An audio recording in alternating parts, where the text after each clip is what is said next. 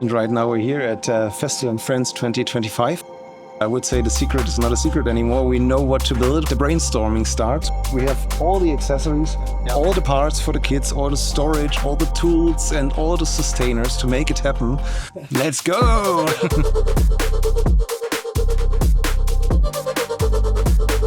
We're all in our elements. Everybody does what they like to do and they're good at. Things are really getting shape now, as I said.